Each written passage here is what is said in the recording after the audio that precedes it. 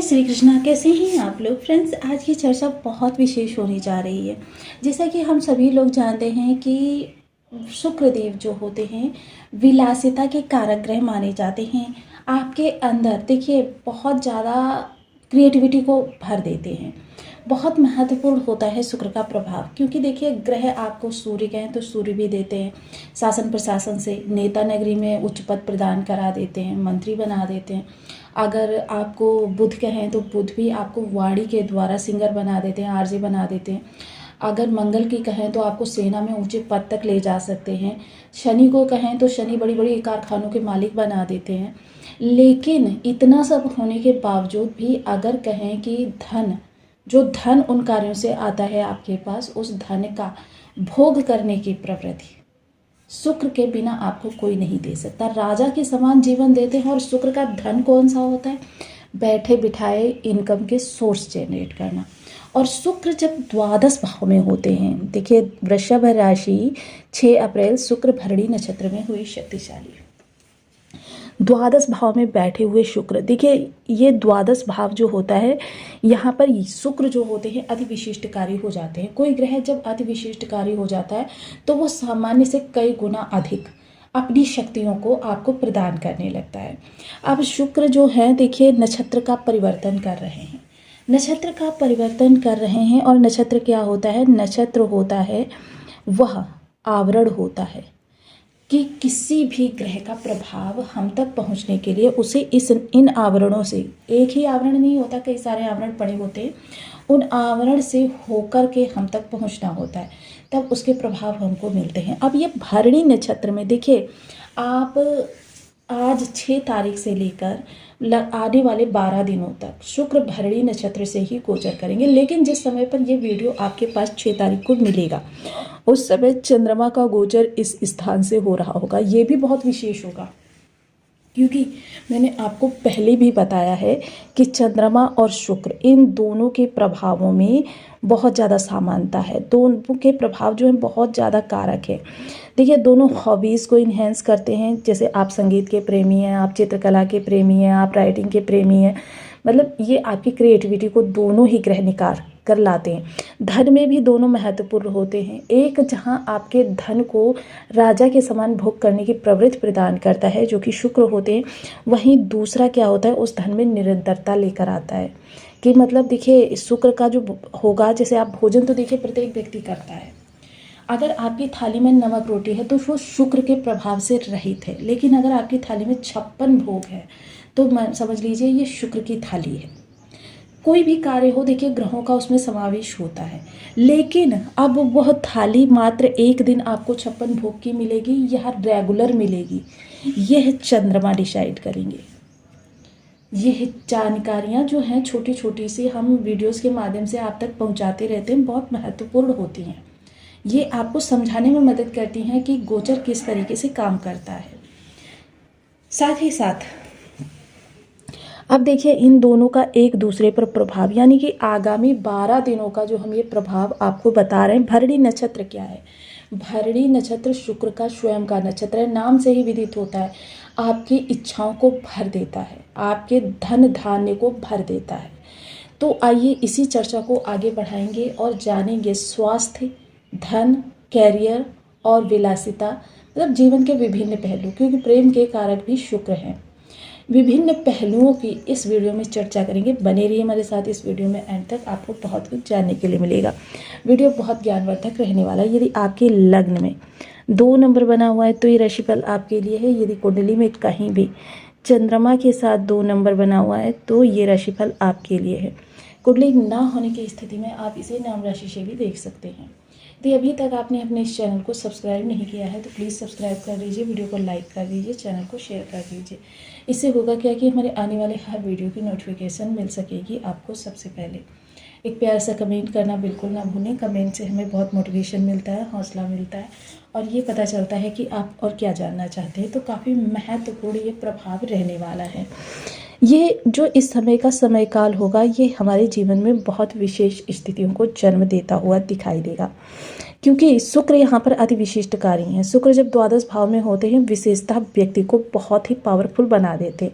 और भरणी नक्षत्र जिसके कि स्वामी स्वयं शुक्रदेव महाराज होते हैं, और देवता की बात करें तो वो न्यायाधीश धर्माधिकारी यमराज होते हैं।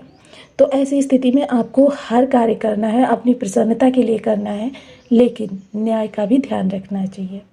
न्याय का विधान सिर्फ परिवार के लिए ही नहीं, आसपास के लोगों के लिए भी, कि आपके आसपास के लोगों को किसी प्रकार से आपसे हानि ना हो, इस चीज़ का विशेष ध्यान इस दौरान रखना होगा। साथ ही साथ शुक्र जो है इस दौरान बहुत ज़्यादा शक्तिशाली, क्योंकि इस दौरान शुक्र युवावस्था से भी गोचर करेंगे। अब युवावस्था की शुक्र की जो अवधि होती है वो मात्र 6 दिनों की होती है।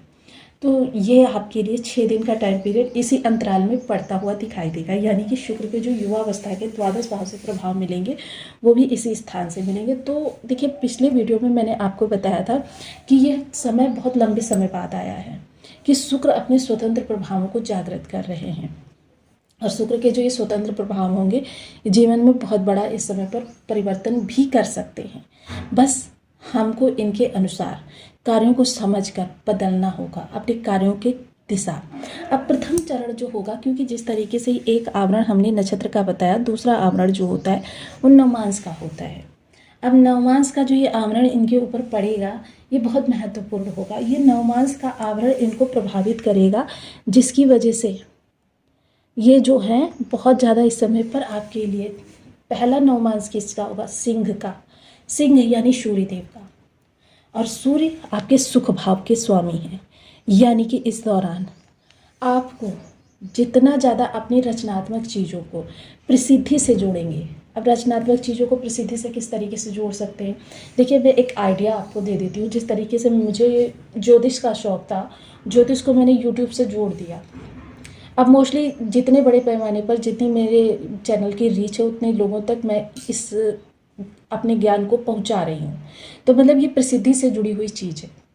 तो अगर ये चीज़ है तो आपको ये कार्य करना चाहिए। अपनी रचनात्मक जो भी आपकी हॉबी है, चाहे वो आप ड्राइंग करते हैं, पेंटिंग करते हैं, आप लिखते हैं, किसी भी चीज़ को आप रचनात्मक चीज़ों को प्रसिद्धि से जोड़ दीजिए। आपका जो है इस समय पर कल्याण हो जाएगा। दूसरा नवमांस जो होगा वो बुध का होगा, और बुध कहाँ बैठे हैं? आपके कार्य क्षेत्र में। बुध इस समय पर देखिए राहु के साथ भी विद्यमान है। अगर राहु आपके निगेटिव ना होकर सामान्य अवस्था में भी हैं तो भी ये बहुत अच्छा इस समय पर रिजल्ट करते हुए देखे जाएंगे। आपके जीवन में बहुत विशेष स्थितियों को जन्म देते हुए देखे जाएंगे। अब ऐसी स्थिति में आपके जो बुध और शुक्र का संबंध, क्योंकि देखिए बुध और शुक्र जब भी एक दूसरे से कनेक्टेड होते हैं लक्ष्मी नारायण नामक राजयोग का आपका बन जाता है। तो यानी कि लक्ष्मी नारायण यानी धर्म और धन दोनों का सही तरीके से समावेश, यह आपके जीवन को प्रभावित करता है। अब यहाँ पर अगर हम चर्चा करें तो काफ़ी महत्वपूर्ण समय निकल कर आएगा। इस समय में देखिए आपको धन, क्योंकि बुध क्या होते हैं? आपके फाइनेंस को डिसाइड करते हैं। आपकी जेब में, आपके बैंक में कितना धन लिक्विड की मात्रा में रहने वाला है, ये आपके बुध को डिसाइड करते हैं। यानी अब धन के आगमन के, यानी धन से संबंधित किसी भी प्रकार की आपके अंदर कोई समस्या चल रही है, उस समस्या का निवारण करेंगे। और उस समस्या का निवारण करने के साथ साथ बुध जो है इस दौरान आपके जीवन में एक खुशहाली का समय भी लेकर आएंगे। आपके कार्य क्षेत्र में थोड़ा सा परिवर्तन भी करेंगे। तीसरा चरण जो होगा वह होगा तुला का। देखिए तुला आपके षष्ठ स्थान में पड़ती है और आपके राशिपति की ही राशि है। तुला आपके षष्ठ स्थान पर पड़ती है, यानी कि चंद्रमा यहाँ पर से गोचर कर रहे हैं। तो विशेषतः देखिए इस दौरान इन दो भावों पर विशेष प्रभाव पड़ेगा।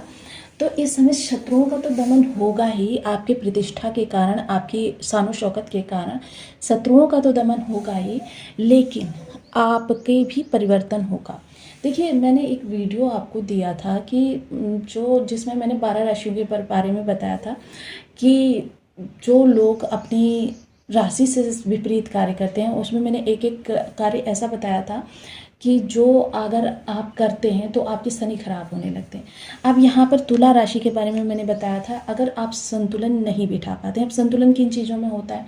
संतुलन धन का किस तरीके से परिवार के एक सदस्य को जिसको आप प्रेम करते हैं उसको बहुत ज़्यादा धन दे रहे हैं, दूसरे सदस्य को जिसको आप प्रेम ही नहीं करते उसको बिल्कुल भी नहीं दे रहे। यह जो संतुलन होता है, या घर और ऑफिस के मध्य में संतुलन नहीं बना पा रहे, या समाज और परिवार के मध्य में संतुलन नहीं बना पा रहे, तब आपके शनि भी आपके लिए रुष्ट हो जाते हैं और आपके इन भावों से नेगेटिविटी निकलने लगती है। तो ये बेहद महत्वपूर्ण होता है कि हम चीज़ों को अच्छे से समझें। जब चीज़ों को अच्छे से समझेंगे तभी हम ग्रहों से लाभ उठा पाएंगे। मोस्टली लोग क्या कहते हैं, बस ग्रह ने परिवर्तन किया और हमको लाभ मिलना चालू हो गया। नहीं, मैंने एक वीडियो में आपको बताया था, क्योंकि मैं डे बाय डे आपको छोटी छोटी सी चीज़ें वीडियो के माध्यम से बताती रहती हूँ।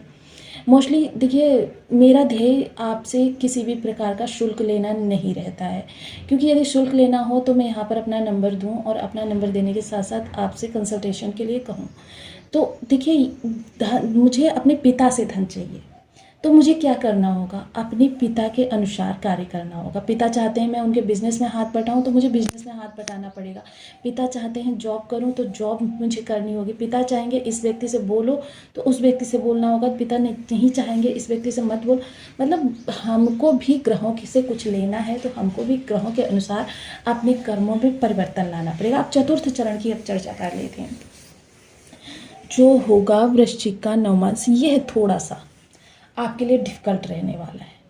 देखिए, 3 चरण आपके लिए बहुत शानदार रहेंगे, लेकिन यह चरण जो होगा थोड़ा सा आपके, क्योंकि जितने भी क्रियाकलाप इस दौरान आप करेंगे उनसे अब आपके जीवन में जटिलता बननी आरंभ हो जाएगी। ऐसा नहीं है कि आप कर्म नहीं करेंगे, मेहनत नहीं करेंगे, या आप में दक्षता नहीं है, अनुकूलता नहीं है, हर चीज़ है, लेकिन फिर भी इस दौरान आपको थोड़ी सी जटिलता पूर्व में किए गए कामों की जटिलता, आपके बहुत ज़्यादा बोझिल मन की जटिलता, बहुत ज़्यादा मेहनत की। मतलब इस दौरान कुछ लोगों के वजह से आपको खुद को प्रूव करना पड़ेगा, खुद की दक्षता को प्रूव करना पड़ेगा, और यही सबसे जटिल समस्या इस दौरान निकल कर आएगी। तो इस चीज़ के लिए देखिए थोड़ा सा उपाय करते रहें। शुक्र से संबंधित मैंने बहुत सारे आपको उपाय दे रखे हैं। ओम सुन शुक्राय नमः, या फिर महिला वर्ग का सम्मान करना, माता लक्ष्मी की आराधना करना, और साथ ही